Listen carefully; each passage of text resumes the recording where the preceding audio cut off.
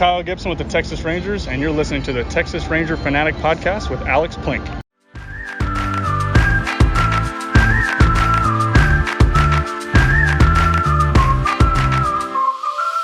What's going on, Rangers Nation? This is Alex Plink from Dallas Sports Fanatic, and this is the Texas Rangers Fanatic podcast, episode 28. I am joined by Steve Zinsmeister. Steve, this is called Misery Loves Company. And I'll be honest, this is the easiest title that I've ever come up with, considering you are my Diamondbacks expert. Rangers and D-backs will start a 2-game series in Arlington. The most exciting 2-game series. Not really. Well, I mean, if you like bad baseball, then it's the most exciting 2-game series. Yeah, well, bite your tongue, because the Diamondbacks have won 5 of their last 7, seemingly at the worst possible time. But I don't even know why we have these two teams playing each other at this point. They should probably just throw in the towel, the both of them. The Rangers have been historically bad in the last couple of weeks. The Diamondbacks have arguably had one of their worst season on record, and this team's been playing baseball for 20 some odd years, 24 years now. So not good. I wouldn't say that you should expect a lot of people at the ballpark this week. What's the 500 mark that Arizona hit? Because I know through 36 games, the Rangers were at 500. I could have sworn the D-backs, at least more than 20 games into the season, were at 500. That's got to be intriguing, that not only, it's not like you started 1-0 and then go on you're 2-10 or 2-15. I mean, these were two teams that were at least 500 a month into the season. Yeah, I don't know the exact day, but there was a point at which this team took an astronomical downturn where, within the month of June, you probably remember people talking about their 19-game road losing streak at one point, and they broke records there. And then to lose at home even, I mean, they couldn't buy a win for the majority of June and July. I think in July, they had something like a handful of wins, and nobody expected to go to the ballpark and see a win at any point in the month of June. So it was an astronomical downward turn right in the middle of the season. I guess on the one hand, that's okay, because you want to figure out what kind of team you really have. And I don't even think when healthy, this Diamondbacks team would be a playoff contender. I really don't believe that. They're going to get some guys back, by the way. They are right now. They've been bitten by the injury bug way more than the average team. And I know everybody deals with injuries, so it's not an excuse. But I believe even with their best players all back, which I think we're going to start to see here in the next couple of weeks, I still don't think this team is very competitive, especially in the NL West. It's funny because I feel like during this recording, we have to clarify which team we're talking about when talking about historically bad, because what you said about winning in June, winning on the road, I mean, you could literally insert the Rangers into that sentence and it would make total sense. And I don't know about you, but the road losing streaks this year, not just from the D-backs, not just from the Rangers, but the Orioles have had one.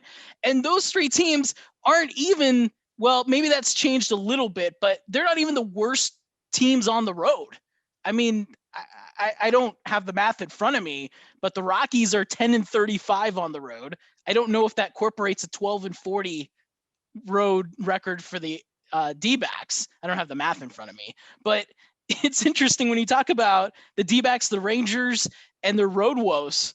That doesn't even compare to probably the worst road team in baseball. Yeah, I've wondered if there was any effect on from the 2020 season and how there was only 2 months of baseball and there was limited traveling and you only played teams geographically probably closer to you. I wondered if maybe the lack of traveling in 2020 had any sort of effect on Major League Baseball players as a whole, not just the Diamondbacks or the Rangers, but every team. It's certainly going back to the regular load of travel that we've had in baseball forever.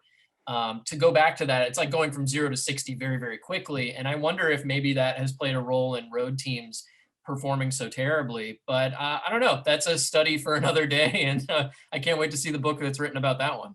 For the record, I just did the math, and the Rockies technically have a worse winning percentage. It's not by much, but 222 to 230.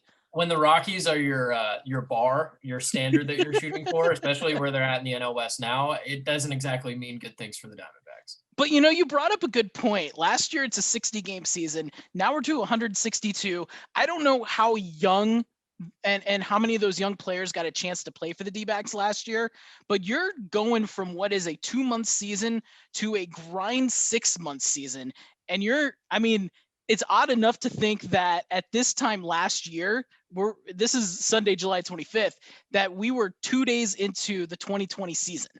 2 days into the 2020 season.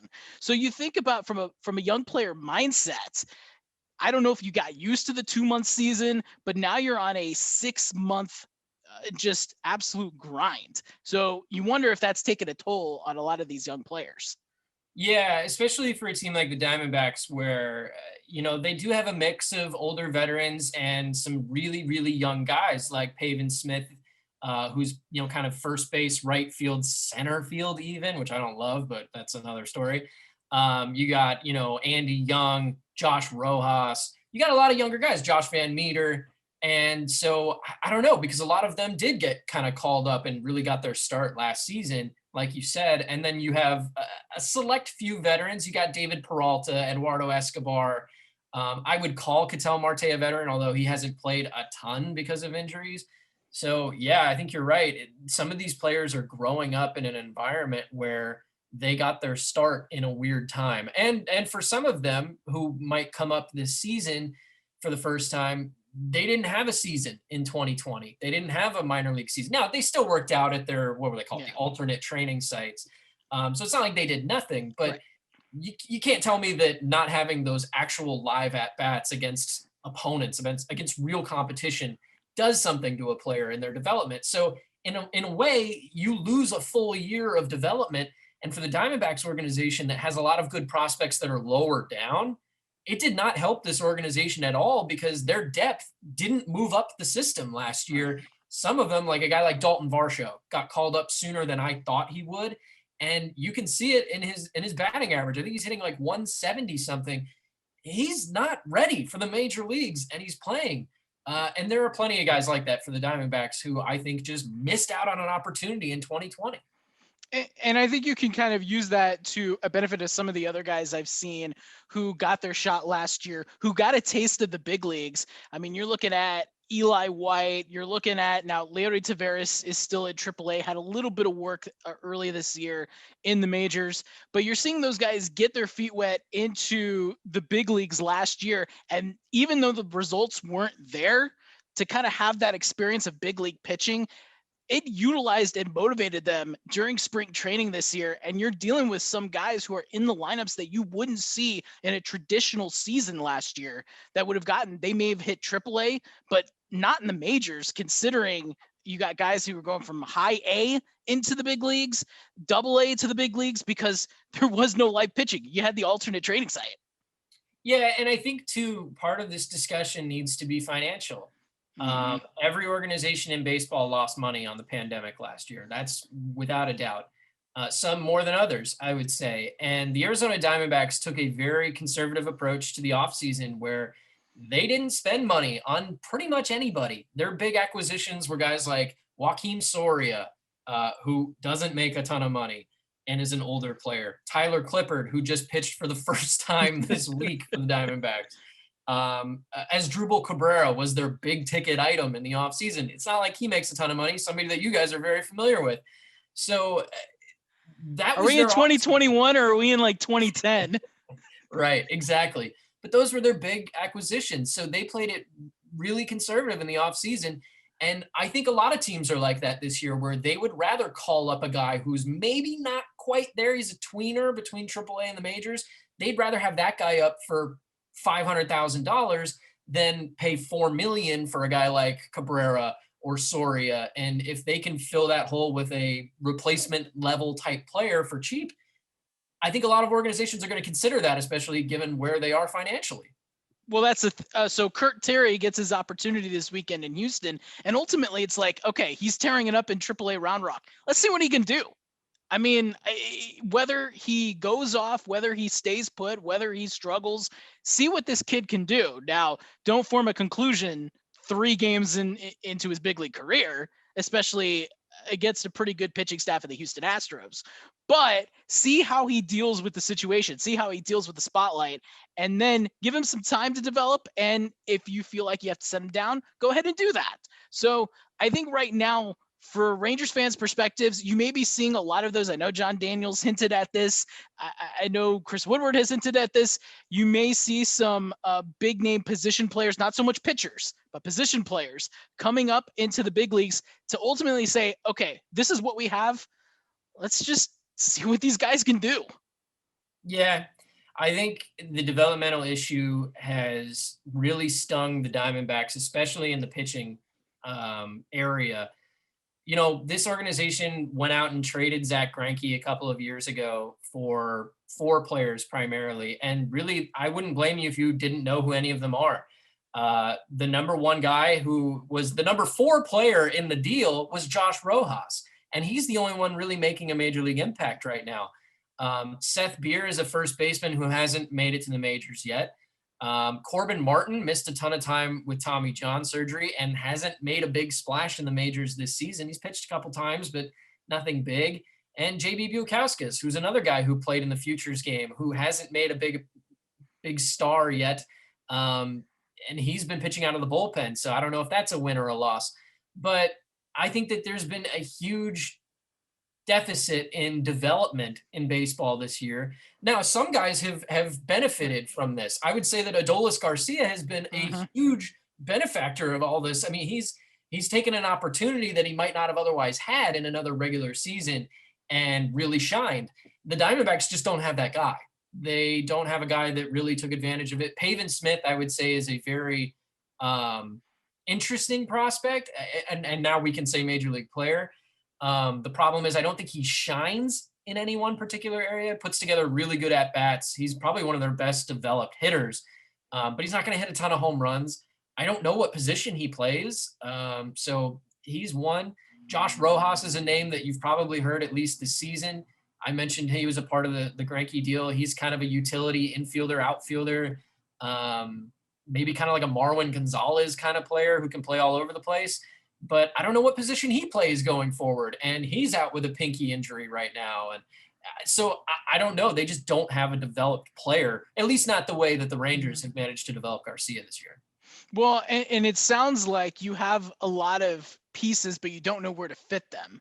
And I think that's kind of the problem that you have. And I will say that's kind of what the problem last year was for the Rangers. You have a lot of utility players, but you don't really know where to fit them in. And so this year it seemed like, okay, Nick Solak's going to play at second. Isaiah Kiner-Falefa is going to be playing at short.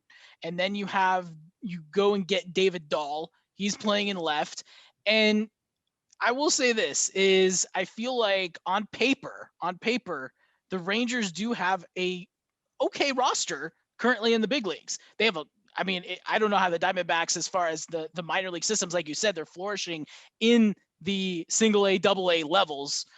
And that's kind of how it is with the Rangers aspect, but guys are just not performing.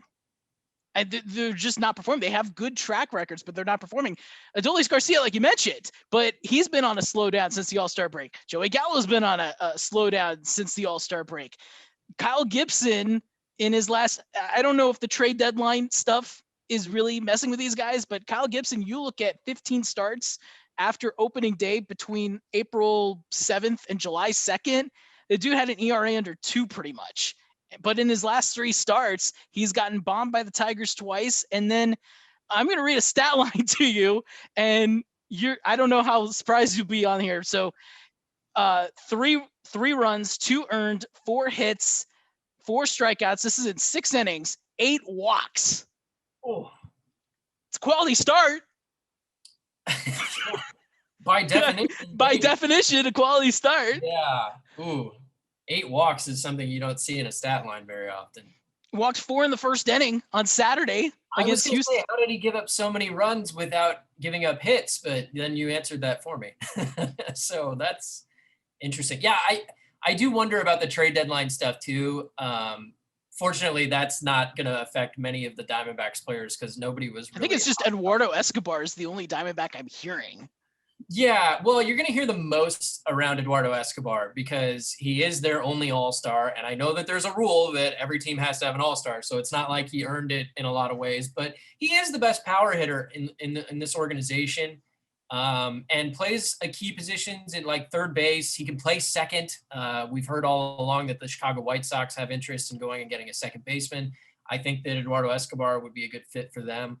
Other organizations could use him in corner outfield, like left field. He's capable of playing a lot of spots. So I think he could bring some pop. He's got 22 homers already this season, 65 RBIs. The one knock against him is his batting average is about 250, which, I mean, for an organization like yours who's used to Joey Gallo. That's what I was going to say, 250. People criticizing homers, that's our paradise. Yeah, 250 sounds pretty good when you put it that way, but you know, his on-base percentage is just a little bit north of 300. So it's not an amazing player that anybody would be getting. And I wonder what the value is for a player like that, because his contract's expiring at the end of the year. So it's really just a rental. And this organization, the Diamondbacks, swindled another team for JD Martinez a couple of years ago, 2017. That was really the last time a big name came to Arizona in a trade midseason, and they gave up practically nothing for him. And so I do wonder how that affects the market, because if a great bat, and I would have said he was one of the best bats in the league at the time, got traded for almost nothing, then why would the Diamondbacks get a lot for Eduardo Escobar? But all signs point to that being probably the most likely player to get moved. Like I said, his deal's up at the end of the year. He's made every indication known that he would like to come back.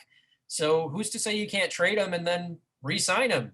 Like a Aroldis Chapman kind of deal where you get something for him, hopefully, and then bring him back in free agency. He's going to be gone at the end of the year anyway.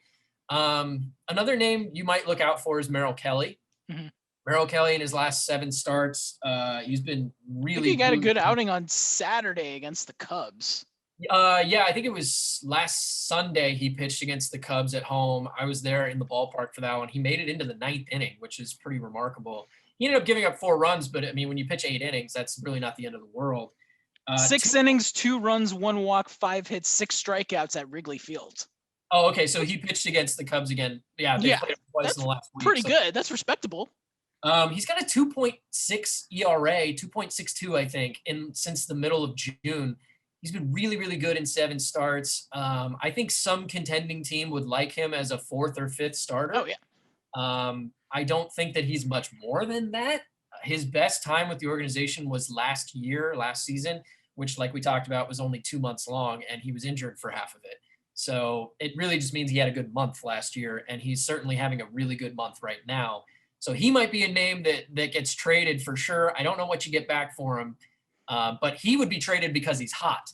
Escobar would be traded because I think he is one of the more valuable players. And then there's the ever looming question, would the Diamondbacks part with Ketel Marte, who is far and away their most talented position player. Unfortunately, he misses a lot of games because he's always hurt. And we talked about earlier, you don't know where the pieces fit in the lineup. Part of that is because Torey Lovullo loves versatility, position flexibility. But also it starts at the top of your roster because Ketel Marte, is he a center fielder? Is he a second baseman? And they've kind of leaned more center field in the last year or two. But because you don't really have him penciled into one position or the other every day, the dominoes just kind of start falling at different positions. So it'd be interesting to find out by the end of the week. Is it Escobar? Is it Kelly? Is it Marte? Maybe David Peralta, but he doesn't have a lot of value, I think, this season. So I'm interested to see what happens by the trade deadline. And from the Rangers' perspective, there's 3 hot names on the list. Obviously, Kyle Gibson, we mentioned. This is kind of the interesting one because the Rangers have been in this position now for the 3rd consecutive year. 2019, they had Mike Minor. Right. And Minor, all-star, struggled in July, did not get dealt, finished off 2019 pretty good, but then had a bad 2020. They did trade him to the A's. And then he's doing okay for the Royals, but you essentially didn't get much for him. Lance Lynn on the market, did not get traded. Then you go to the winter and you trade him to the White Sox for Dane Dunning, who's having a really good season, really good rookie season, all things considered, for the Rangers. So they had a pretty good, I'd say both teams so far have won that deal. It was a good exchange. So now you have Kyle Gibson, who has struggled in his last 3 starts. The question is, he still has a year of control after this year. Do you pull the plug? I feel like with a starter like Gibson compared to Joey Gallo, I feel like Gibson, you kind of have to be more aggressive because he's older. So you don't know what you're going to get. You might run into the same Mike Minor situation in the following year. So I don't know if the value has completely gone down, but he's a good 3-4 starter, an all-star. I mean, he hits the corners when he's hot. Ian Kennedy is another name, which you can be familiar with, who's having a really good season. The problem is the Rangers haven't led in 2 weeks, so they can't use Ian Kennedy, their closer. He's pitched 1 game in the last 2 weeks because they just have no use. Ian Kennedy's had such an interesting career. Obviously, in Arizona, we know him as one of our only 20-game winners in the Diamondbacks history. And that puts him in the upper echelon with some guys named Randy Johnson and, Brandon Webb and Kurt Schilling. So I'm not saying he's the same caliber of pitcher, certainly. But he's had an interesting career arc where he's really found his niche in the bullpen. And, I guess we've kind of felt that way about him for a couple of seasons. I mean, with Kansas City, right? He was the closer in Kansas City for a hot minute. So that's an interesting name and one that's probably going to be coveted. I mean, bullpen arms are always in high demand. Any contending team can use a bullpen. And it's not like the Rangers they shouldn't be asking for a whole lot. But no. I mean, from a Rangers perspective, if you're able to get somebody back for Ian Kennedy, it's not like you're going to keep Kennedy in a year or two. So you get some young prospect back. Hey, that's a win. So I would say look for Kennedy to pitch in that 2-game series upcoming. I mean, I think under the circumstance you're facing against the Diamondbacks, he hasn't pitched a lot. I think it's just might as well slot him in for an inning. Give him a shot. Yeah, when we talk about the trade deadline, the Diamondbacks aren't even in a position that they normally are, which is to sell off relievers because, quite frankly, they don't have any relievers anybody would want. Joakim Soria, when he was signed in free agency, looked like a really good signing and could definitely be their closer, for a year or two while they figure out how to build this organization up. But he hasn't played a whole bunch. He has in the last week or two. He's certainly played a lot. In fact, maybe they're overusing him. I don't know if they're trying to get his name out there as much as possible for the trade deadline or what. But that's somebody, but I don't know if anybody would want to go and get him right now. Certainly you don't expect a big return for him. The Diamondbacks, they shipped out relievers over the last couple of years. Archie Bradley was kind of the face of this team's bullpen and really the heartbeat of this team for a long time. It's weird to say that a reliever is the heartbeat of your team, but he was the vocal leader in a time where the organization, their best player was Paul Goldschmidt, who refused to be the vocal leader. And that's not a knock on him. It was just the person he was. Right. And so you ship Archie Bradley to Philadelphia and that changes things. Or no, they shipped him to Cincinnati and then he went to Philadelphia in free agency. And then they shipped out Andrew Chafin to the Chicago Cubs. And now Chafin is having a fantastic season with the Cubs. And he's a lefty, and they didn't have any lefties in their bullpen after they moved him. So I don't know where this organization is heading, but I do know one thing, and that's that nobody's going to want anybody from their bullpen except maybe Soria. But I kind of even doubt that. I mean, like you said, as far as bullpen arms, anybody can use it. So if you feel like you may even be traded for cash considerations. I mean, we've done a lot of that. But I want to get your take on the Joey Gallo situation. Obviously, Gallo still has another year of control after this year, and you got a Gold Glover in right field. You've got, I mean, you ask a Ranger fan, name a current Texas Ranger. I guarantee you 80 to 80. I mean, if I ask you right now, name a current Texas Ranger. Well, you're also asking a guy who grew up in Dallas, Texas, but a current Texas Ranger. Yeah, well, Gallo's got to be up there, certainly. I wouldn't, as a general fan, I don't think there's a lot of pitching in Texas that I would name. But I think the other name that I would probably mention is Kiner Falefa, just because I've been impressed with what he's put out there this season. Nick Solak would have been a name that because of how well he played, at least in the first month or so of the season. But yeah, beyond that, I think Joey Gallo is probably the face of the Texas Rangers. So as far as the trade deadline goes, And from what the Rangers may be asking, you've got another year of control. He has vocally said he wants to stay with the organization. Yes, his agent is Scott Boras. We all know about Scott Boras' reputation. But again, not only vocal to the fans, not only vocal to the media, but vocal to his agents that he wants to stay for a contract extension. For the Rangers, my thought process is you see what other teams are asking, but you use that to your leverage and say, unless we get exactly what we want, we keep him and we extend him. Now, again, if you do that, you got to hope that they accept the extension. Otherwise, you may be out of luck and maybe pulling a trigger on a deal that you probably could have gotten for better value. But this organization doesn't really have a face of the franchise, maybe outside of Kiner Falefa, but not a lot of fans invest a lot in Kiner Falefa yet. But outside of Joey Gallo, you got to have a face when you're dealing with a rebuild, and they don't really have that right now. So I guess it depends on what teams are asking and teams are wanting. I know that as far as rumors, I don't know what the Yankees are going to do. The Yankees are dealing with their own stuff right now. The Padres, from what I'm hearing, they're more invested in pitching rather than in offense. I mean, they could seriously unload on Gallo if they wanted to, but the last few days I'm hearing more so pitching. Blue Jays, I don't know. I would say from their perspective to invest in pitching if they can. So outside of that, I don't know how much you're going to get back for Joey Gallo. And do you pull the trigger on it?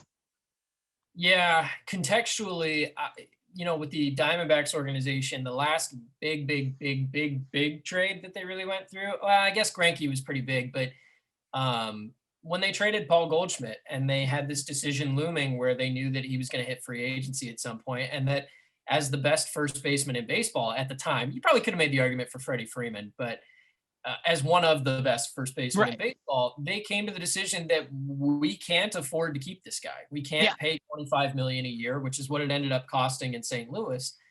They said, we can't afford that. And as long as we can get what we think is good value for him, let's pull the trigger. And they ended up trading him for Carson Kelly, who's now their starting catcher. And I would say this year was an important year for Carson Kelly to show up. And he played really, really well in the first 2 months of the season.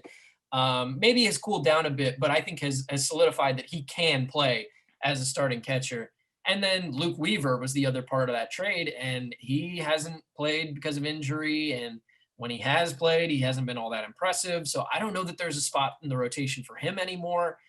And then Andy Young, who's just a throw-in utility guy. So I don't know that they did the right thing with the Paul Goldschmidt trade. I don't know that any of those big trades for any organization, when you trade a big superstar talent player for a bunch of prospects, I don't know that you ever feel good about it until one of those prospects becomes the big superstar that you're going to need to trade down the road. So I would tell you that with Gallo, you're probably not going to get market value for him, no matter who you trade him to right now. The only way to know what a player is truly worth is for them to hit free agency and for them to get paid by another organization. And I know that's painful. Rangers fans won't want to go through that, just like Diamondbacks fans didn't want to see Paul Goldschmidt hit the market. And he did hit the market. They ended up trading him, which hurts probably even more. But at the same time, to watch what Texas is going through with Joey Gallo, there are things that teams and organizations will overpay for. And those things include home runs and pitchers. They pay for strikeouts and they pay for saves. And I don't necessarily agree with it all the time, but Joey Gallo hits a lot of homers.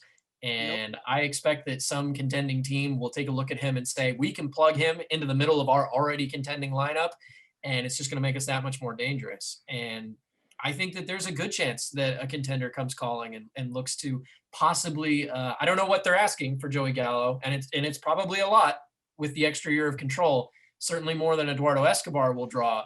That was going to be the point there, is that you've got Gallo is not hitting free agency at the end of this season. So you get him, you're going to get another year of control. Of course, from Texas's perspective, that means that the haul for him is they're going to ask for a lot more. Right. So could an organization, let's just name one, like the White Sox, they're contending. They've got some injuries in their corner outfield. Could they come calling looking for Gallo? They realize the price is a lot cheaper on Eduardo Escobar. Well, Escobar could play second base for us, or he could maybe play left field every now and then.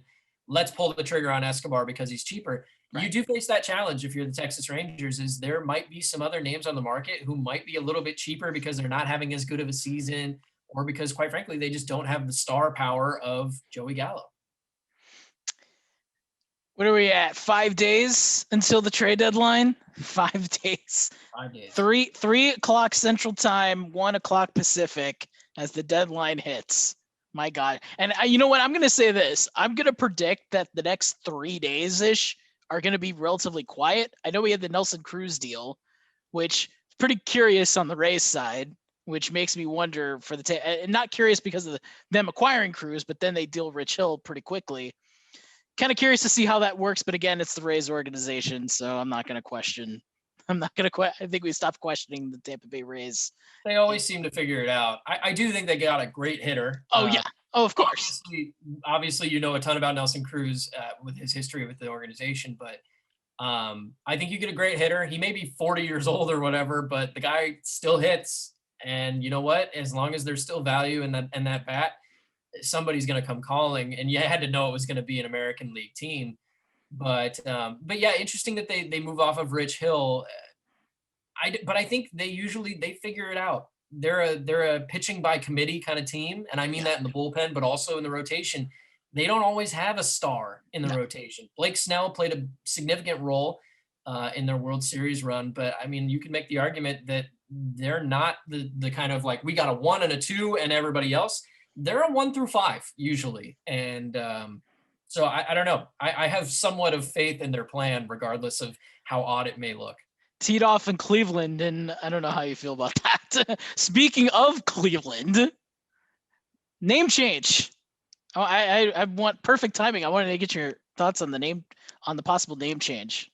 Yeah, I'm originally from Cleveland. I was born in Cleveland, and I've been an Indians fan my whole life. And being born in the 90s, you know, I wasn't old enough to really get those 90s teams, but I fell in love with the team at a time when there were players like Jim Thome and Omar Vizquel and Kenny Lofton and to some extent Manny Ramirez and others. And so it's interesting for me to be going through this name change where I do think it's actually a good thing that their organization seems to be doing this proactively, as opposed to reactionary. Because we've seen organizations like the Washington Redskins, and I will call them the Redskins here for context, where they were kind of forced into their name change because of pressure from sponsors, from the public and all those things. And the Indians didn't want that to be the case. And while I may not think that the name Indians is offensive because it doesn't offend me, that doesn't mean it doesn't offend somebody else. So the whole name change made sense to me. It's a business. Yeah. This is a business, and they're trying to make money. And they're trying to be proactive by saying, you know what, let's not put our sponsors or potential future sponsors in the position where they have to make a stance politically, essentially, on wokeness. Let's just make the name change for us. It's the best scenario for us. And we open the door to so many possible opportunities in business, which is what this is. And so I don't mind the name change at all. I understand it completely. I don't think it's disrespecting Native Americans by changing the name. I don't think that it's disrespectful to the fan base. I am part of the fan base, and not everybody's going to agree with me. Some people will think that it's weak or that they're succumbing to pressure from the left or whatever. But for me, if you don't get pressure from the left, you're going to get pressure from the right. Right. They all buy tickets to baseball games. Yep. So as for the name Guardians, I find it interesting. I would not have thought of it. It's a reference to the Guardians of Traffic, which sounds kind of silly. It's statues that are on the bridge that leads into the city, and each statue of a guardian is holding a different mode of transportation. There's one with a wagon, one with a train, or a car, truck, whatever. And I think it's an interesting choice. I was kind of hoping they were going to go back to the Cleveland Spiders, which was the name of the organization, over 100 years ago. And I thought that could be a kind of a cool design. Unfortunately, the Cleveland Spiders were historically bad. You want to talk about two teams that are historically bad now. The Spiders were maybe the worst organization in baseball history. But they made a choice. I don't love it and I don't hate it. I don't think that it's super polarizing either way. I think that it's a name that is going to grow on people over time. And you know what? I'm buying in because I am a fan of the Cleveland organization. I've been an Indians fan my whole life, and I'm ready to jump in on something new. And I think that's the other point, is that the name wasn't just a name out of the blue. There was at least some thought that was put into it. And I guarantee you in like 2 years, nobody's even going to care. Like, yes, next year there's going to be people are going to complain about it. But I think in like 2023, 2024, nobody's even going to, I mean, think about when the Rays were the Devil Rays, they knocked off the Devil. Now it's just the Rays. First year, you had the game every time you say Devil Rays, put a penny in the jar, take a drink, whatever. Now it's just everybody's just used to it. Even Washington football team, like the first 2 games of the season, everybody's laughing at there. And then by week 16, week 17, yeah, you'd have some snickering, but it's common nature. So I think even by about halfway next year, people are just it's just gonna come human nature. Yeah, I do find it interesting that in this redesign for the Cleveland organization, that they chose to keep the color scheme. I love that. Yeah. I think that's perfect. Yeah. Especially since they started eliminating basically the term Indians, and they eliminated Chief Wahoo several years ago. So a lot of their stuff already just says Cleveland. So if you keep it pretty similar, I feel comfortable that fans will still roam the streets wearing their Cleveland garb that they've Just always have the C on there. And yeah, they've got the C, they've got the Cleveland, like that's all still relevant now because of this rebrand. And I think the font is slightly different, but still looks pretty much the same as their old Indians font. So it is interesting that they picked a word in Guardians that has the same last 5 letters. That's what I was thinking too. But I don't think that played a significant role. Some people made the joke, well, now you just have to white out the beginning and plug in the new letters. And I was like, have like a little sticky note right next to on your jersey. Sure. They will still have new jerseys. They're not going to skimp on the jerseys just because they changed the name. But I'm excited about it. It's something that we've known was coming for at least the better part of a year or so. It is a little weird to me that they announced it in the middle of their season, and it's a 500 ball club right now. So it's not like they're out of it. They're not really in it, but they're not out of it. So I find that a little bit interesting timing wise. But then on the other hand, you have the Washington football team, who might be the Washington football team for the rest of their days. I really don't know what their plan is over there. I think it's one more year and then they'll rename it to something. I will say from a nitpick standpoint for Cleveland, I don't know why they needed to change the C. I think you could have just left it. I mean, I don't think that changes anything. Maybe because of the rebrand, but I don't know. I think you could have just left the way it was. I think you do need to change. Pretty much everything needed to change at least a little bit. But you do it in a way where, like I said, I have several Cleveland Indians hats sitting around that are just the C. And if I wear that to the ballpark next year, is anyone going to look at it and be like, Indians, ew? You know what I mean? No. Like it's inclusive to the point where you could still feel comfortable wearing that, and you're not betraying the sensitivity of the name change or whatever. So I kind of like it. It's different, but at the same time, it's like what was once old is now new. If the Cleveland Indians do not make the postseason, their last games as part of the Cleveland Indians organization will be at Globe Life Field. So I'm curious to see how the crowd will react if a lot of Cleveland fans come to visit when Chuck Morgan announces the Cleveland Indians, how the reception will be. I would imagine that it'll be pretty. People even care. If people even know. Yeah, I mean, if it's in Texas, I don't know about that, but I feel like in Cleveland, it will be a big deal. Their last homestand will be a big deal. And I would expect that will be somewhat of a celebration and also a farewell. Over under how many times you will say next year Indians rather than Guardians? Oh, many. It's like how I still can't get right that the Chargers are in Los Angeles. Well, that's understandable. I mean, LA, San Diego. I still say St. Louis Rams sometimes too, to be honest. So True. So I'm looking at the pitching matchup for these next 2 games. And I apologize if I mispronounce names. That's why you're here. For Tuesday, the Rangers will send Dane Dunning, and Arizona will send Taylor. Is it Widener? Taylor Widener, yeah. Yep. So that's going to be your Tuesday pitching matchup. Wednesday pitching matchup, Madison Bumgardner. Yeah, you got that pitch. One right. It says the Rangers don't have a starter, but it's Jordan Lyles. Okay. So that's going to be your Wednesday pitching matchup. I forgot. I know Bumgardner has had an intriguing year, to say the least, and I say intriguing.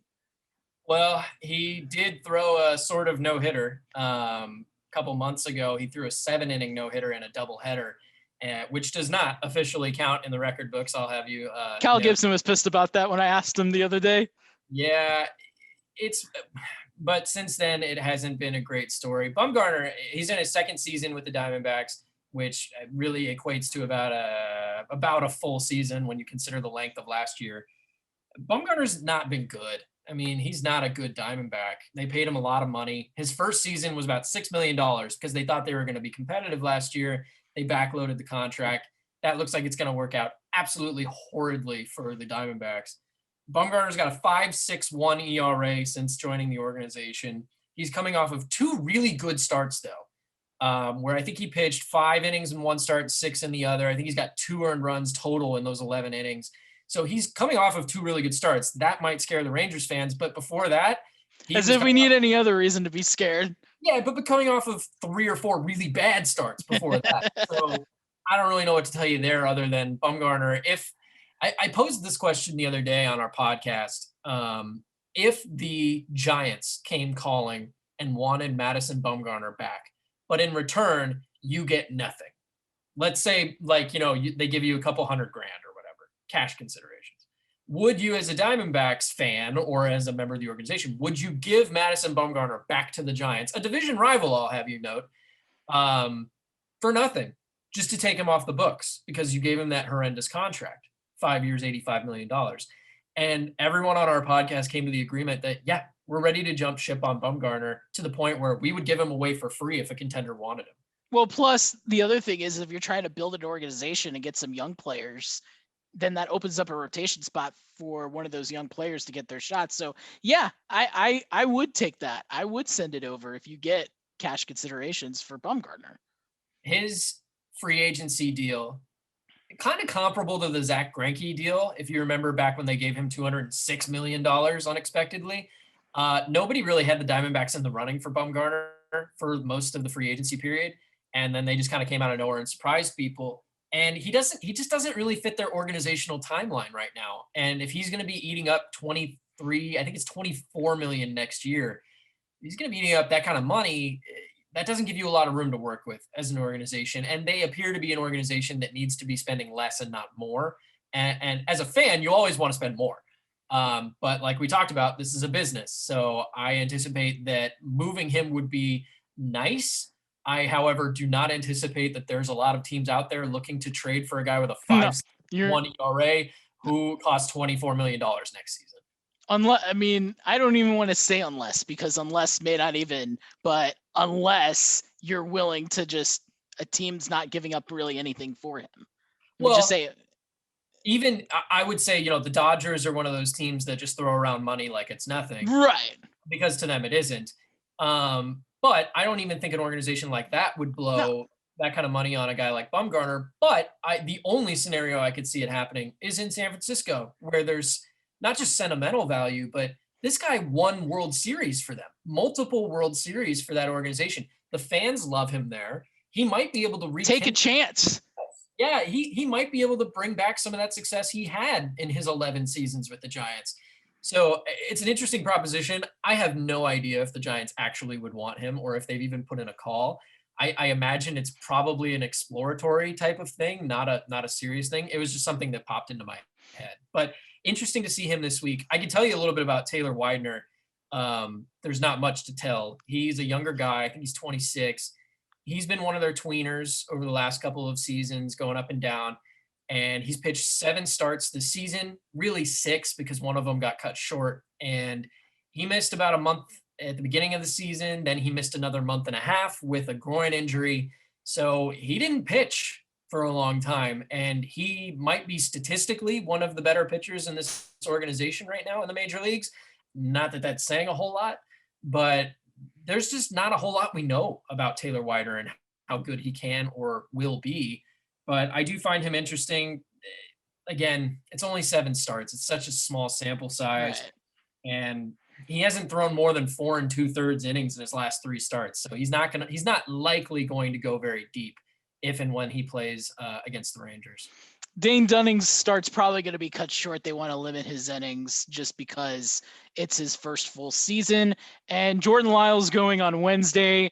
If you like homers, Jordan Lyles gives them up, not as much as Mike Fultonevich, but yeah, your 1-2 punch for most homers allowed in baseball. Mike Fultonevich 1, Jordan Lyles 2. So if you're an Arizona hitter on Wednesday and you've got some pop, you may see some pop. Hey, if you're a Rangers fan, you're just hoping for a lead. You're just hoping to get a lead, which begs the question, Steve. I want to get your thoughts on this. So the Rangers on Sunday, essentially, according to the Elias Sports Bureau, snapped what was a 99 consecutive inning streak without a lead. However, heading into the top of the 5th inning, it was scoreless. Eli White homered. It was 1-0 Texas. Then in the bottom of the 5th inning, Houston scored 2. So I ask you, does the streak actually snap or does it continue, in your personal opinion?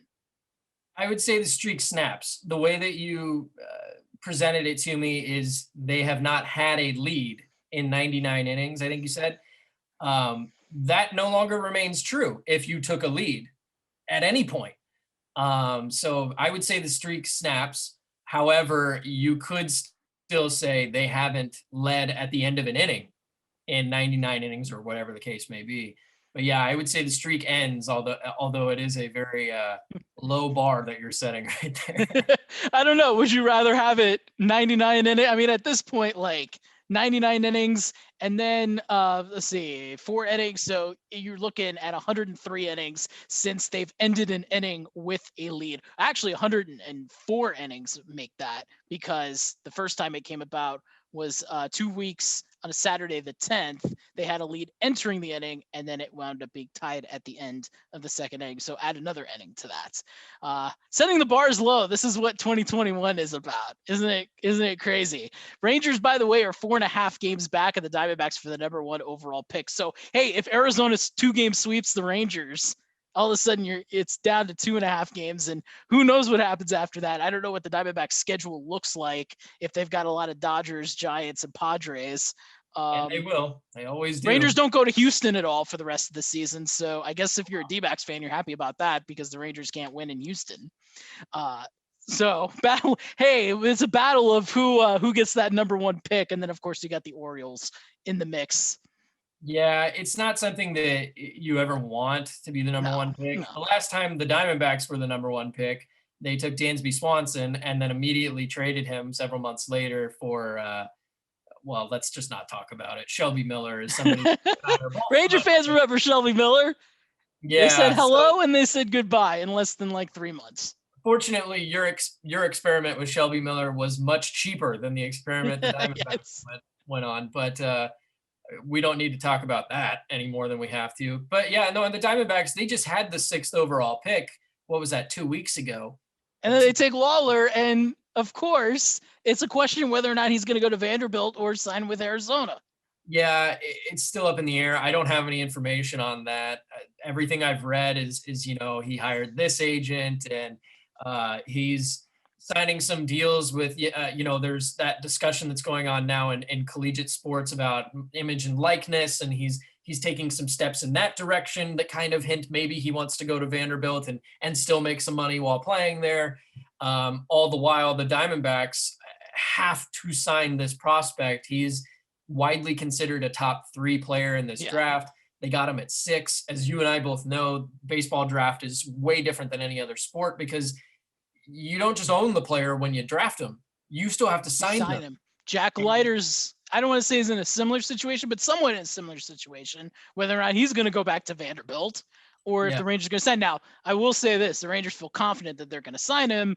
It's just not immediate. I mean, they're thinking it's going to be more towards the deadline, but the organization still feels confident. But again, from a little Diamondbacks Rangers parallel, you got 2 guys who you're trying to sign, or are they going to Vanderbilt?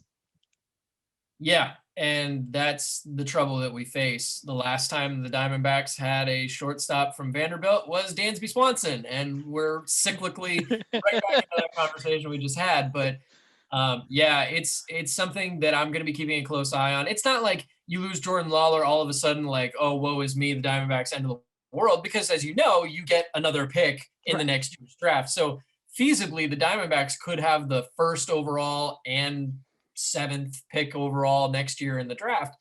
That's entirely possible.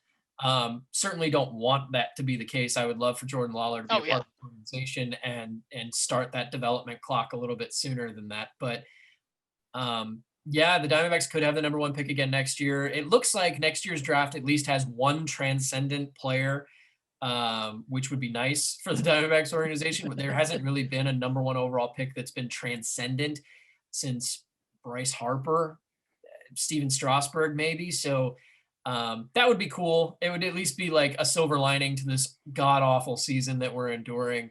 But nobody wants to lose a bunch of games and get the number 1 pick. You certainly can't tell me that these players want to lose and get that number 1 pick who won't play for the team for another 6 years probably.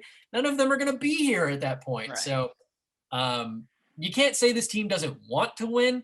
I just don't think they have talent to do it. That's the thing for both teams, because the thing is that for me, like at least these last few years, kind of being on the other side, kind of seeing the day-to-day process, the day-to-day of what these players, they are busting their butts every single day.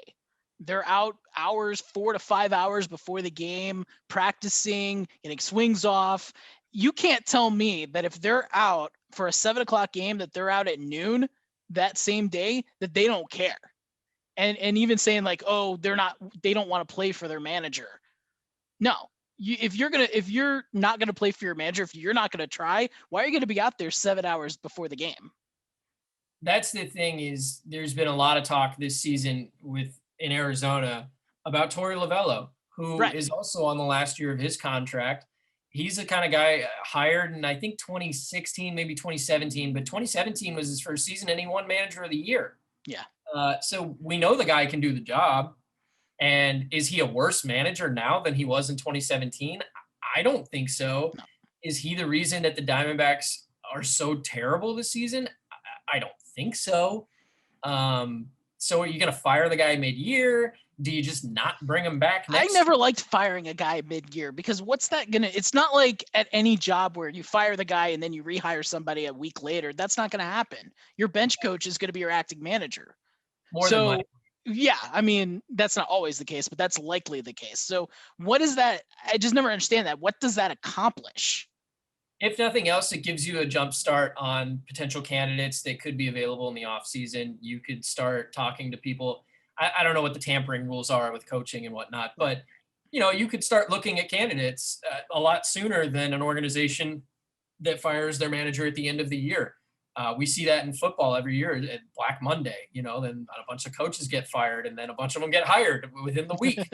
And so I don't know. The Diamondbacks, though, the thing is, like you were alluding to, Torey Lovullo hasn't lost this locker room. Right. These guys respect him now as much as they ever have.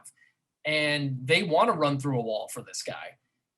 But they just don't have the talent to be winning these games. He has made some managerial mistakes like any manager would during the course of the season. But when you got guys like David Peralta, who has a Gold Glove, by the way, in left field, dropping routine fly balls, misplaying balls. We've seen infielders like Ildemaro Vargas earlier in the season, who's not here anymore, but he lost a ball in the sun and had the opportunity to go put sunglasses on and didn't, and then lost another one in the sun. So it's small things like that. Cole Calhoun, I was at a game on Sunday. I saw that against the Cubs. Cole Calhoun grounds to first base with the bases loaded, 1 out, and Rizzo picks it up and throws it home. He has to duck out of the line because the throw was right down the line. It might have hit him, you don't know. And he's just coming off of an injury, so he doesn't want to get hit in the head like he has in the past. And so he ducks out of the way, force out at the plate. That's out number 2. Cole Calhoun doesn't get back up and run to first base, so they throw to first and double him up.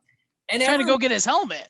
And everyone in the stadium's like, what's going on? Does this guy not want to win? And I'll tell you this, the reason that I know that that's not the case is because earlier in the game, he made a diving play in right field. Right. Cole Calhoun does on occasion. You've probably seen a handful of them in Texas or in LA.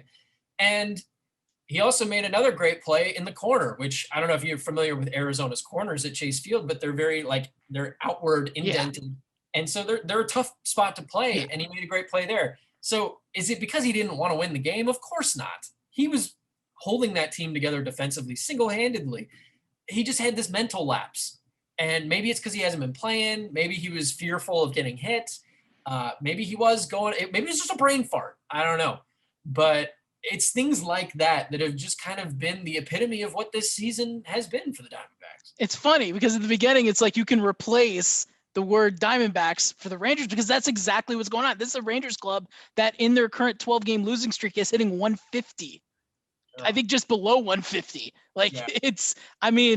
And earlier today in Sunday's game against the Astros, Chris Woodward gets ejected. Brock Holt gets ejected from the home plate umpire, Tim Timmons. David Dahl got rung up on a pitch that was low in the zone.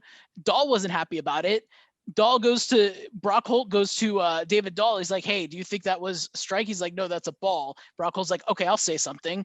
And then he gets rung up on a pitch outside the plate. He gets ejected. Chris Woodward gets ejected. So that's as far as the veteran guys sticking up for their team. This is the team camaraderie. And even David Dahl says, hey, we're all thinking positive right now in the clubhouse.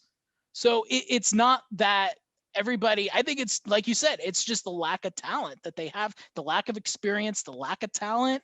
And that's just what's going on. Everybody's in a funk. And, you know, I will admit that in this long length of a season that, yeah, there are going to be days, especially when you're losing, that you're going to lose concentration and, you know, you're going to go in a little bit less, I guess, a little bit less into than if you were on the other side, 70-35. It's just going to happen. That's human nature. But yeah. I don't think that, you know, I think these guys are still trying at their effort best. It'll be really tough for either organization if you see a Joey Gallo or an Eduardo Escobar get moved at the deadline. Mm-hmm. Ketel Marte, if he gets moved, I mean, that's a top 10 to 15 player in Major League Baseball when fully healthy and playing at his best. If a guy like that moves, all of a sudden that will be an interesting study to see how an organization, how the team reacts to that kind of thing. We're fortunate in Arizona that we do have some great clubhouse leaders like Escobar, like David Peralta, like Asdrubal Cabrera has been a really good one for them this season. But if you start to lose all your talented players and you're already not very talented as a whole, how do you react to that? I don't know the answer. And just this past weekend, Nick Solak gets sent down to AAA Round Rock. Kurt Terry gets recalled up. You know, Nick Solak and the other thing is these guys are trying to do too much. When you're in a skid like this or a bad season like this, you want to be the hero. Right. And so that's why they sent Nick Solak down, because in that mindset, you're trying to do too much and you're not producing.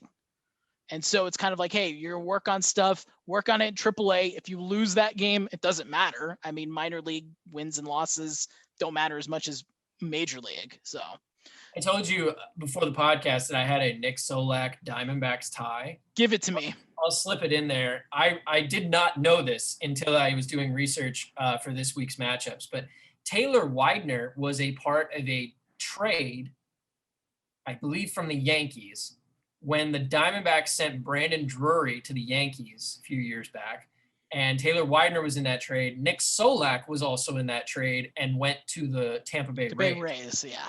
So Taylor Widener and Nick Solak have that link between the two of them. It doesn't necessarily tie the Rangers in, but obviously that would come later. Unfortunate that Solak's not in the big leagues, or else we'd have had that matchup on Tuesday. But what can you do? He was so notably good in the beginning of the season. Yeah.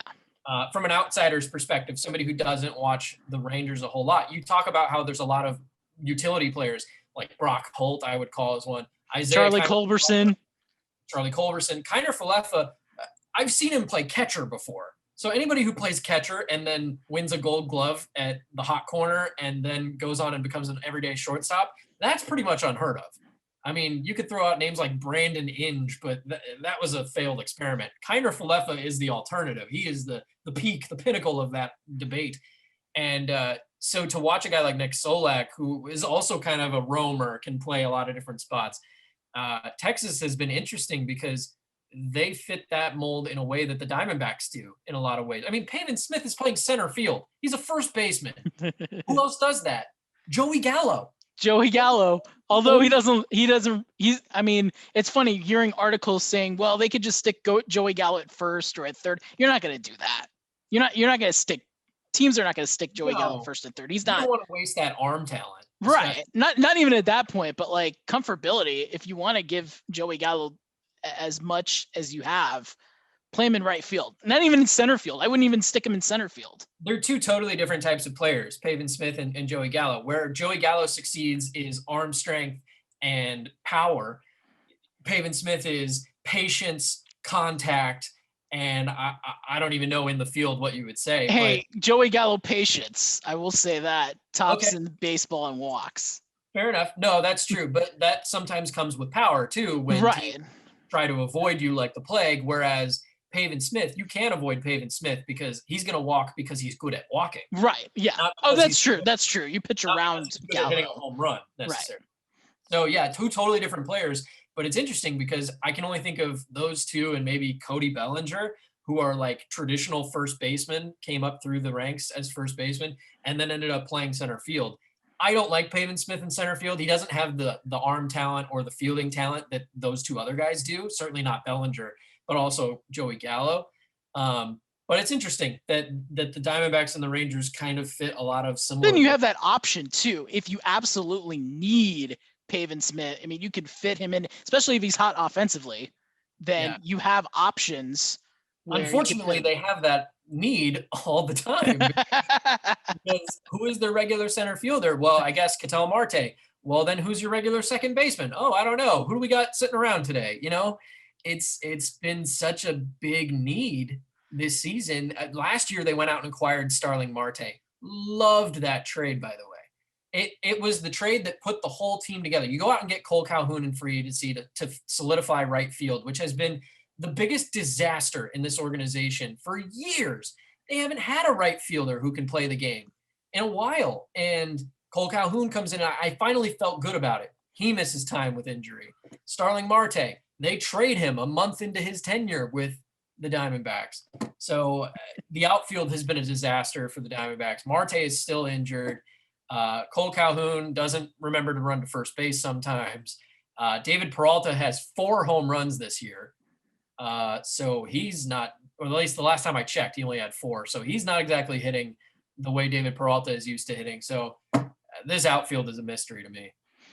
And then there's one thing that I wanted to bring up, but yeah, I mean, you talk about statistically, Rangers pitchers have given up. They had a span where they gave up like a homer every 2.5 innings for a span of like since the All-Star break. So still the only team. They're actually, one funny thing is that they're on pace. So for only 4 teams in MLB history have lost 10 plus games coming out of the All-Star break. Actually make that 5 teams now because the Rangers just hit that in their loss against the Houston Astros. You've got the Rangers at 10, 1937 Senators, the 2004 D-backs. I don't know. You were probably 12 years old, so I don't know if you remember that team. 2011 Seattle Mariners I don't remember that team, but I mean, you're thinking about early 2010 Mariners, which are all historically bad. Yeah. And then in 13 in a row, 1935 Braves holds the record. So the Rangers, if they lose these two to Arizona and then lose their first 2 to Seattle, would have broken that record. Yeah. No, Nick Solak is a lot better at second base.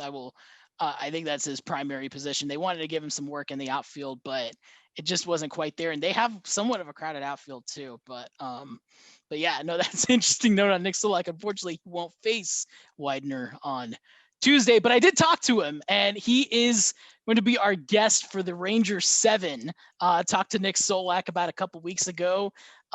Just hanging out with the dude. Some of the answers will surprise you. So here's my little discussion with Nick Solak. So I am here with Nick Solak for Rangers7. So Nick, I'm going to ask 7 random questions because, hey, why not? Let's get to know you a little bit more. Perfect. So Nick, first question is, what is an unpopular food opinion that you have? Unpopular food opinion that I have. Yeah, there's something you like or dislike.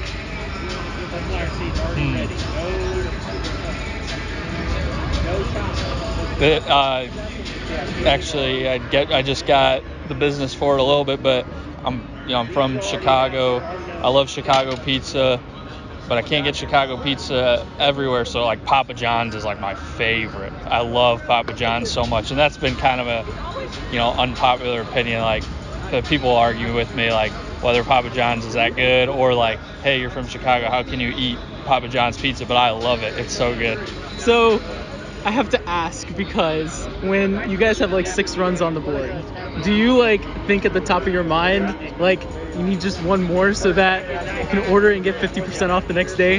No, honestly, I don't think about that. I would think you. But now that you kind of brought it up, and now I'm gonna be looking for that. So for that discount code. So yes, Rangers7, 50% off if the Rangers score 7 or more runs. That 50% goes for the next day. So just so you know. Perfect. Now I can use it going forward. Do you have the peppers that they give you? I don't like the peppers. Roxanne likes them. I love the garlic dipping sauce. That's like, oh, it's so good. It's fantastic. Yeah. And that's a good duo too. Yeah. You have the peppers on there. Yeah. And then you take the garlic. Perfect. What is the weirdest baseball ritual you've witnessed?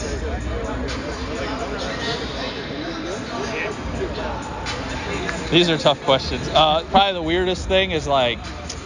That's what we're here for. Yeah, I got to think about some of them. But probably the weirdest thing I've seen is like, the guy that, maybe a guy's struggling and he goes straight from the game trying to turn the page in. The next day he'll go straight into the shower, full uniform, full cleats, full hat, everything, and kind of just shower with his full uniform on. I think that's crazy because then all your stuff gets wet. I mean, they dry it and everything, but like your shoes are hard to dry. You got to get a new hat. Like your hat's too hard to dry. Like there's some things that aren't easy to throw in the dryer that guys just walk straight into the shower with to try and kind of get that off them. But I think that's a strange ritual that I've seen. That doesn't happen very often. Okay. You see it every once in a while. Like different people? I've seen it. I mean, I haven't seen it this year. I probably haven't seen it in the last couple of years, but like in the minor leagues and stuff, you always get some goofball that thinks it's a good idea, and you're just like, dude, come on, man. That's amazing. Yeah. I'm sure that pisses off the one because, like you said, you got to dry the shoes, you got to dry the hat. Yeah. I mean, the jersey's going in the washer anyway. Right. So you might as well.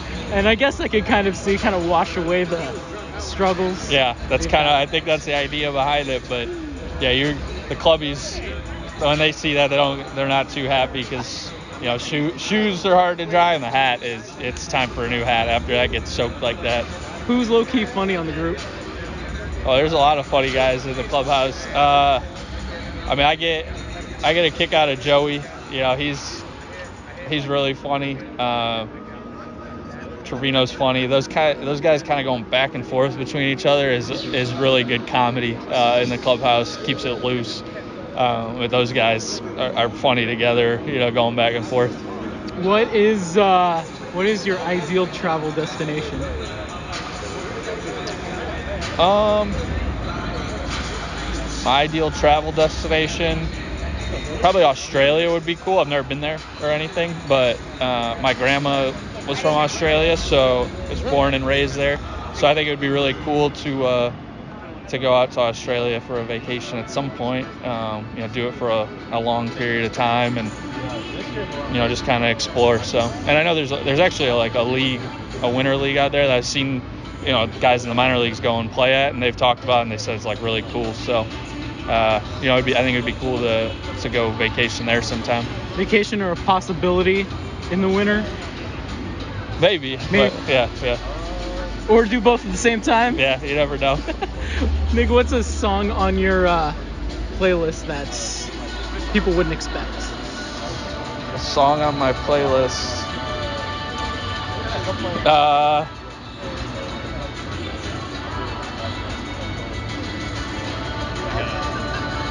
I may talk a little bit over this because they're playing Taylor Swift, and I don't want to get I probably some would come maybe as a surprise. Like Halsey is like one of my favorite artists. So like I like to listen to her stuff and kind of when I'm pretty chill and stuff. So maybe that would be like a surprise artist that comes up on my iPod or and my music a lot. I think a lot of people do like Halsey. Yeah. I think, especially in collaboration, I don't think I have an actual like Halsey song, but I have a lot of collaboration. Yeah, she's got some good stuff. What is a TV show that you like that people wouldn't expect either? And this can be like growing up. This could be now. Yeah, I don't know like as far as what people would expect or not, but I'm watching Peaky Blinders right now for the first time. I just started it. I love that show. I mean, there's so many like good TV shows that that's one of my favorites right now. Dexter's probably my all-time favorite. I'm sure. I know that's been jumping around in Clubhouse too. Schitt's Creek. I watched that in the off season. That's a great show.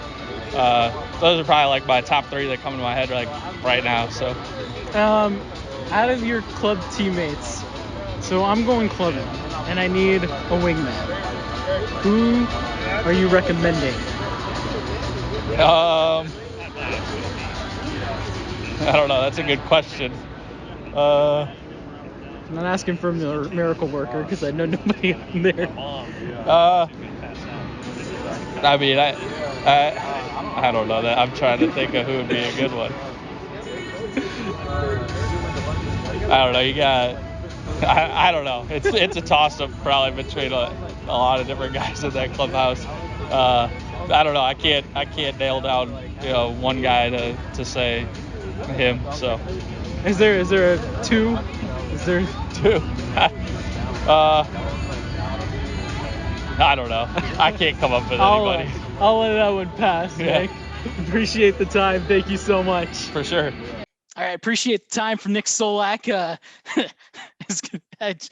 Oh man, it was such a fun conversation. Though Nick is very humble and of course doesn't want to rat any of his guys out. But no, I'm looking at this 2-game series, and you think about. I think it was a couple years ago when you had like in football, you had like I think it was like the 1-10, 1-11 Bengals facing like the 1-12 Dolphins, and everybody's so excited about that game. I feel like that's what this 2-game series. I feel like it's going to get a lot more viewership than we think, just because people like bad teams facing against each other. I really don't know, man. I mean, I went to a game last week, Sunday game, a day game against the Chicago Cubs. That's always huge. That's in Arizona because there's a lot of people from Chicago here. 21,000 people. It felt like 50,000. Because the Diamondbacks are pretty used to being under 6,000 at this point for home games. So I would not anticipate a large crowd or viewing audience for Rangers D-backs. Large crowd. I mean, they do play about 25. I think the lowest I've seen, they've just been under 20,000 a couple of times. So I wouldn't be surprised if there was like 20K for both 2 games. Now, as far as the way the attendance has worked, and plus, they're doing some pretty good deals. I know they're having the buy one, get one free ticket deal. And then, of course, I think it's Wednesday, Whataburger night. Oh, I would have loved to have been there for that. Oh, man. Whataburger. Get a Whataburger night on our schedule. Yeah, you get Whataburger night with a Whataburger bucket cap. Okay. Those things are pretty. I saw a couple of pictures of those. Those are pretty awesome. Yeah, that's cool. And it figures that the buy one, get one would come when the Diamondbacks are in town. I think I will give it up to the Rangers marketing. Yeah, that should be a warning sign to you that this is not expected to be a big series. I can't remember the last time I think about a buy one, get one as far as tickets go for a major league team. Right. I mean, you heard about like, July 4th for like $7 4-cent deals and maybe $5 deals. But buy one, get one free? Telling you, don't expect a lot of people. I mean, it is 7:00 on a Tuesday and Wednesday towards the end of July, and it's, summer in Texas. What else if you want to go out? Buy cheap tickets and expect that you will be able to move up. That is my rule of. And it'll be the D-backs' first trip to. Well, no, actually, they did play in the new ballpark last year. They were one of the actually first opposition inhabitants after the Rockies did. So they have played in the new ballpark. I don't know what I was thinking when I was thinking about there, but I don't know if you've been to the new ballpark. I have not been to the new ballpark. I haven't made it to, well, I mean, during the pandemic, I didn't make it to any ballpark, but the next one on my schedule is San Diego next month. It's one of my favorites. So I'm going to go spend a weekend at that ballpark in San Diego. I'm all too familiar with Chase Field, but I'm ready to get out of Chase Field for a little bit, to be honest with you. See, I've never been to Chase Field. I wouldn't say you're missing a ton. You have a very modern indoor ballpark, whereas the Diamondbacks have one of the older ones. Yeah. Oh yeah. Of all the indoor parks, and quite frankly, one of the older ballparks in baseball. Period. Wrigley, LA notwithstanding, they have one of the Fenway, obviously, but the Diamondbacks Tropicana Field older than Chase Field. The two teams started, or is it the same age? I can't remember. Were the Rays were their expansion partners, were they not? Yeah, they were. I believe they were. So I mean, it's relatively the same age. Okay. I mean, obviously the ballparks would have been built in like 95-ish. Yeah. And then the team started playing in 98, I believe. So, yeah, I mean, the Diamondbacks have been talking about getting a new stadium or upgrading their current one. There's a big argument between them and the city and the district and whatnot. I don't know where that's going. I would anticipate if they do move, it'll probably be to Scottsdale, where they have a lot of upper class people that could buy tickets. I mean, the Diamondbacks are one of two teams that are actually downtown, them and the Phoenix Suns. The Phoenix Suns just renovated their arena.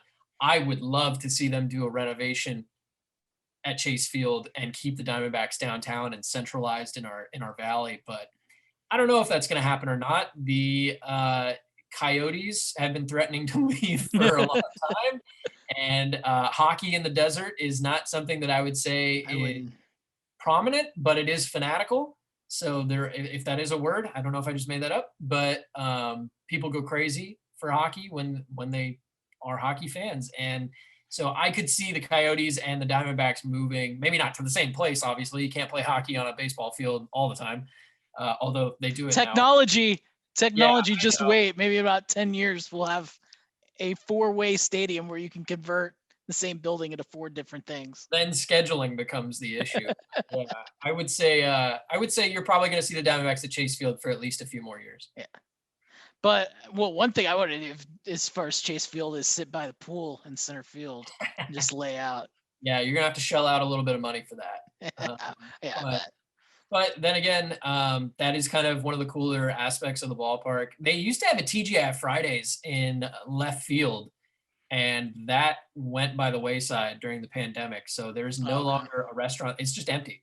It's just an empty restaurant up in left field, which is kind of interesting. I'm surprised nobody's taking advantage. I would think like one inhabitant. Well, it feels kind of symbolic of the season that we're having. It's just kind of empty up there, you know? But yeah, Chase Field is a fun ballpark. I like it. I believe it's made by the same designer who did Miller Park. I believe they're comparable. And I mean, if you went into either ballpark and took a snapshot from home plate, looking out over the field, they look almost identical. Right. So it's a good ballpark. It fits the need that they have here in Arizona, where they can play indoors most of the season, or they can open up the roof and make it a fun experience. But it is not the modernized ballpark that you have in Texas. Well, and I think just growing up in Texas and going to the old ballpark, just the feeling of going to a late July game. Yeah. And then this year nobody could go last year, but this year to go in late July to the ballpark and not have to worry about any heat. It's a thought that once you step in, that's the thing. Like, I'd advise everyone who grew up going to the old ballpark during the summertime. You think, oh, I'm not going to go during the week. I'm not going to go during the day game. And then just to go for your first time just blows you away just because you can't believe that you're at Ranger Stadium during the daytime on a weekday during the summer. Yeah, and although I haven't been to the ballpark yet, I'm fairly familiar with the design and whatnot. It feels to me like it would play a lot like Houston.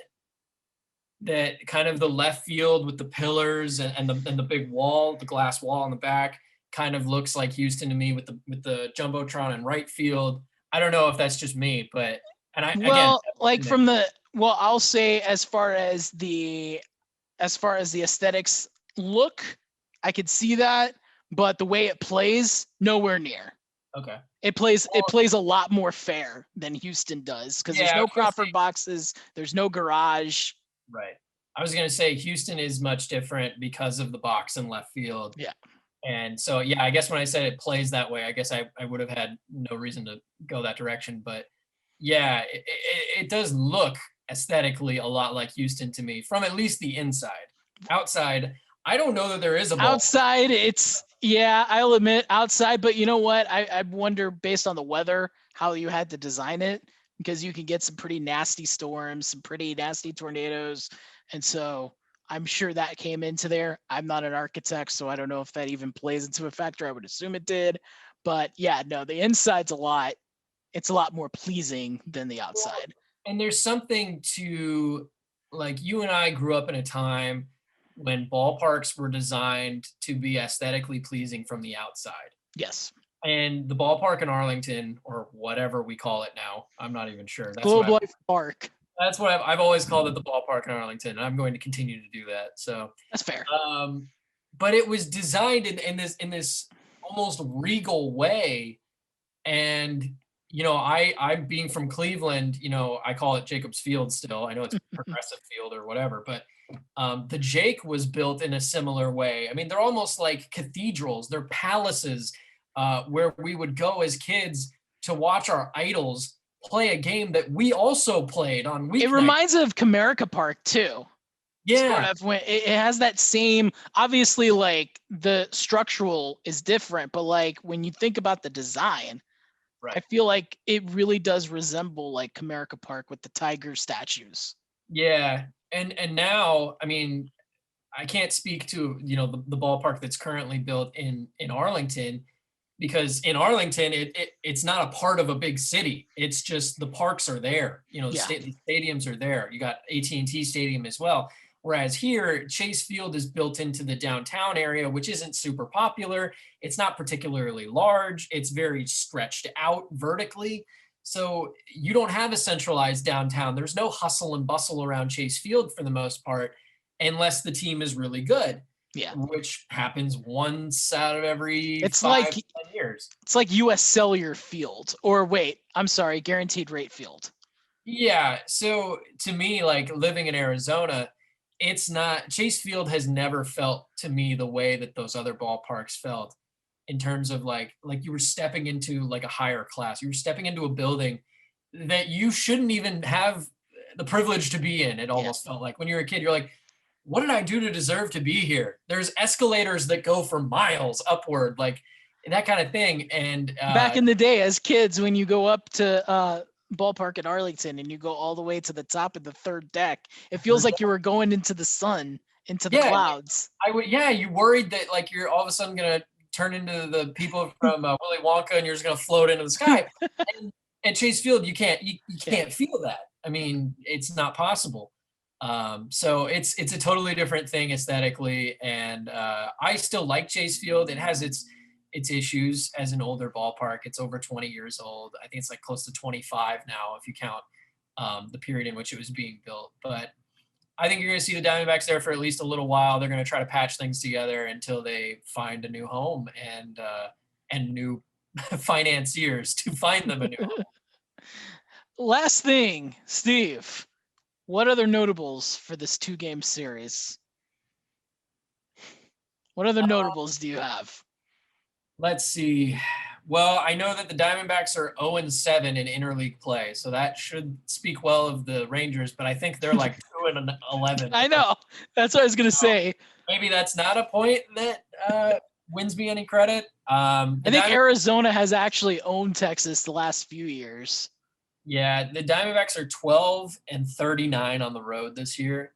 So all signs point to not very good. This is a 2-game series. It's not going to be the end of the world for either of these organizations. But it'll be interesting if the Diamondbacks sweep it. All of a sudden, you're looking at 7 of their last 9 they've won, and they're heading into the trade deadline on a hot streak, and the Rangers would be heading in on a total cold streak. So that's something to keep an eye on. We talked about Taylor Widener and Madison Bumgarner. I'm intrigued by Widener. I'd like to see if he can go 5 innings, or if they're really, really limiting his pitches with the injuries, and then also just because this season is already lost. Bumgarner, not a whole lot of intrigue there, although I would say that the Rangers have some experience with Bumgarner in his greater days, back when he was an all-star with the Giants and winning World Series. So I'm more intrigued by the trade deadline than I am anything going on in this series. It's funny because the thing is that the least most interesting thing in this series is the actual game itself. The baseball. Everything else around it, the deadline, the draft pick, whether or not who wins, regardless of how that happens, who wins is more intriguing based on the way the draft pick order is. Well, and I'm not even looking at the draft pick stuff. I still have about 60 games left to decide. Would I rather have the number 1 pick than the number 2 pick? Yeah, I would. But also at the same time, we talked about how these drafts go. The top player does not always get picked at number 1. I think Jordan Lawler might be the number 1 pick in this past draft, and they got him at 6 because a lot of teams were worried he might go to Vanderbilt, and he still might. I think, I am more interested in the trade deadline. But like I mentioned, if the Diamondbacks win 2 games against the Rangers, is that really changing the course of this organization? Are they going to look at themselves on Thursday and say, oh man, we're on a hot streak. We just beat up on Texas. We can do this if we're all healthy. No, vice versa too. Of course not. Neither organization is going to come to that conclusion. Neither of them are being competitive right now. The Diamondbacks are 38 games under 500. That's not even fathomable in my head right now. They could probably win every game from now until the end of the season and still not make the playoffs. That's how this is trending right now. So it's pretty remarkable. The season that they've put together is, I can't believe where they're at right now. And I wish it was something alternative. I wish that they had been what the Giants are this season, where the Giants just came out of nowhere. And you look at their roster and you're like, okay, Brandon Crawford, Belt, Yastrzemski, this isn't a great team, but they're playing great. Right. And the Diamondbacks had the chance to be that last season, and it was a weird season, but they had a chance with Marte. I say Marte, Starling Marte, but also Ketel Marte. They had a chance with all those guys, and they blew it up. They made the decision to blow it up halfway through the year at the trade deadline. And now I think they have to double down on that. And then you look at, well, by the way, if they win every single game, the Diamondbacks, they'd be 92-70. So just think, I still don't think with the way the West is going, with the Padres, Dodgers, Giants. Now, if they were to win all those games, and again, this is just completely not possible. I think the point we're trying to make is that I think you have a legitimate point that they still may not even make the playoffs. And if they win all those games, presumably the teams that are losing a lot of those games are the Giants, the Dodgers and Padres. But my point still is that this team is not built for contention. The Texas Rangers are not built for contention. Sorry if I'm breaking that news to any of your viewers, but neither of these teams matter at this point. And so this series equally should not matter to these organizations when it comes to determining their path forward. I think the only people that kind of matter is Gallo, if Ian Kennedy pitches, and Eduardo Escobar, and anybody else that's on the trade block. I think that's who it matters to because it gives them one last look. Yeah. But outside of that, Texas is 22-25 at home. That's the only positive I can spin on that. Scouts have been all over the Diamondbacks last few games because they've been playing against Chicago, who has a plethora of guys that could be interesting on the market. Craig Kimbrell, chief among them. Chris Bryant could be a really big name that could hit the market. So Javi Baez, but I think they want to keep him. Anthony Rizzo, who homered the other day, they're probably going to keep him too. But my point is that the Diamondbacks are probably going to bring some of those scouts with them to Texas. Right. And Texas has some pieces, as you've noted, that those scouts should be interested in no matter who they are. Presumably, they're all for contending organizations, and any contender should be interested in players like Escobar and Gallo, who, like we talked about, may have similar profiles. They might not play the same positions. They might be built differently. Escobar is a shorter guy. Gallo's a bigger guy, but they both hit home runs. And we know that chicks dig the long ball, and so do contending teams. Hey, how about that way? You treat your contending teams like you treat your women.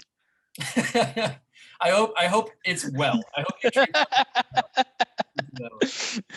Well, all I can say is the next 5 days should be interesting. Friday, deadline day. Oof.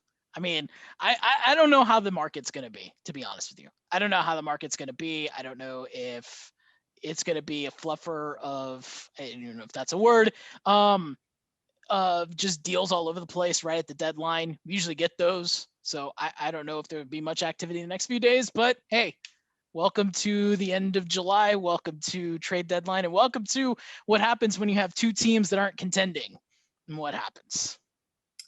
I wish I could tell you that it was going to be exciting. I don't have high expectations. Steve, man, appreciate the time.